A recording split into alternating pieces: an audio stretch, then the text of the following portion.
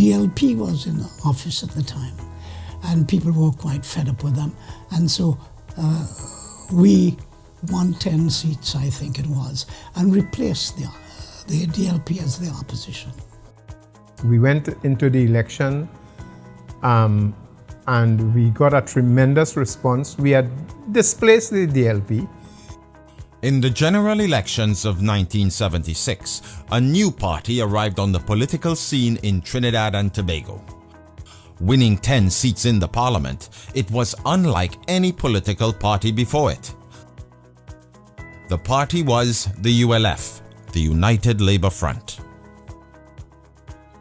A party where a lot of people felt very comfortable outside of the DLP and outside of the PNM.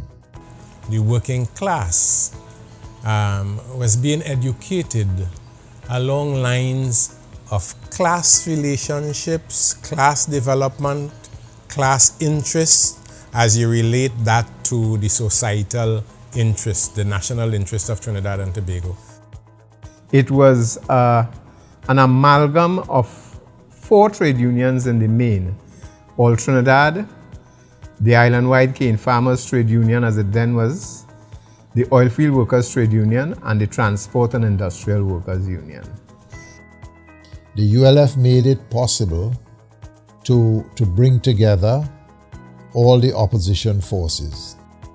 I don't know anybody who could have been identified more than George Weeks was identified and continues to be identified as perhaps the most serious Trinbagonian insofar as our national interest is concerned. And all of his struggles were around his philosophy, his ideology, his belief, his thinking that the interest of Trinidad and Tobago must come first before any particular person's individual interest. Almost immediately, though, there was a schism in the party, with the main protagonists being Basdeo Panday and Rafiq Shah. No, there was a fundamental ideological split in the ULF. Remember, the ULF was literally what it said, United Labour Front. It was the sugar workers and the oil workers and the cane farmers. It was Panday, Shah and George Weeks.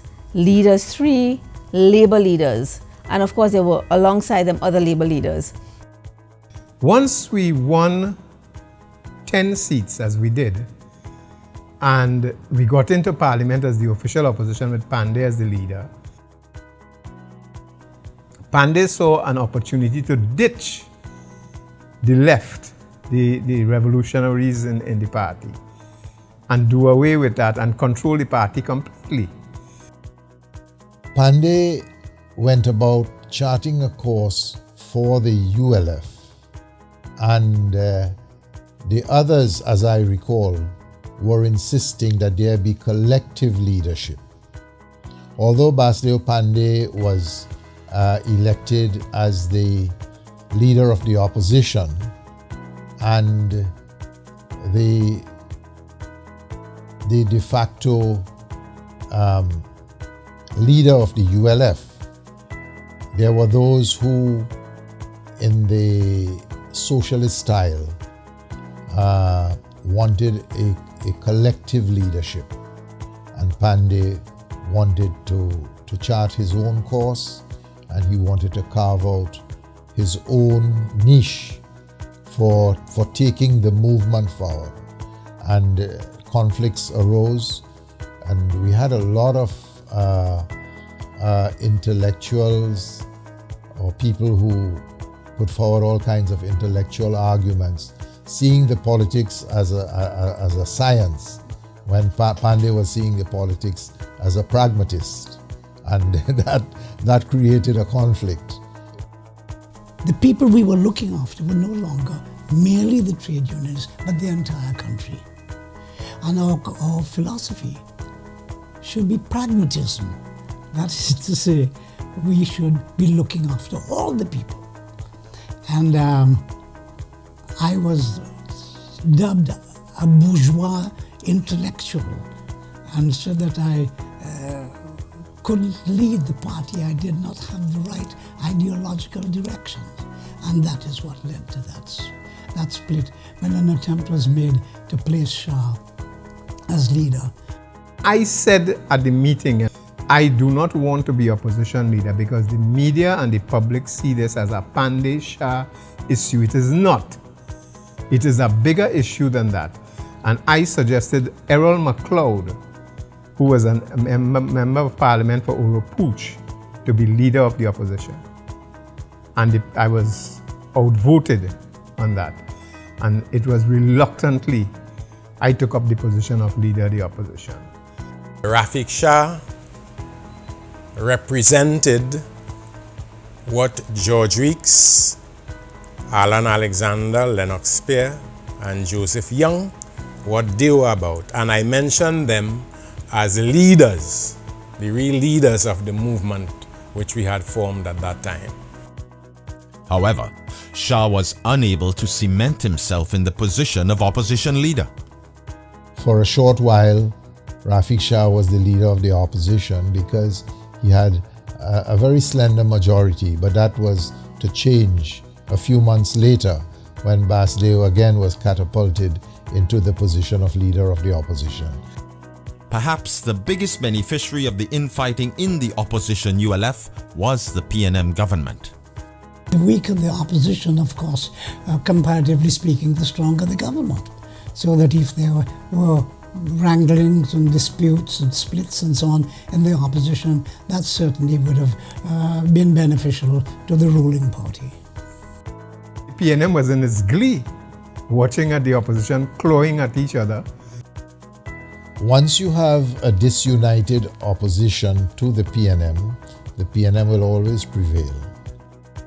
It did make it easier for the PNM to do what I thought they wanted to do with this country. Despite the infighting and its early difficulties, the United Labour Front would go on to be a major force on the political landscape of Trinidad and Tobago, with Basdeo Panday at its helm. Those of us who stayed with Basdeo Panday, we had to rebuild and refashion the ULF. Basdeo may have achieved what he wanted at that stage. He had his own vision, his own ideas, and he became, the single political leader of the ULF.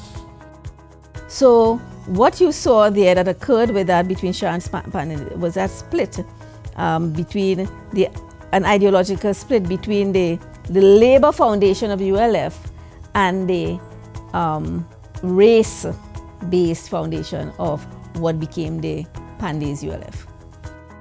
The ULF experience was the commencement of the dismantling of the racial pattern of voting. That party merged into the NAR, and with the NAR, we all remember that euphoria of the One Love message with the NAR. That did not last, but Panday took pieces of that and he was able to form government.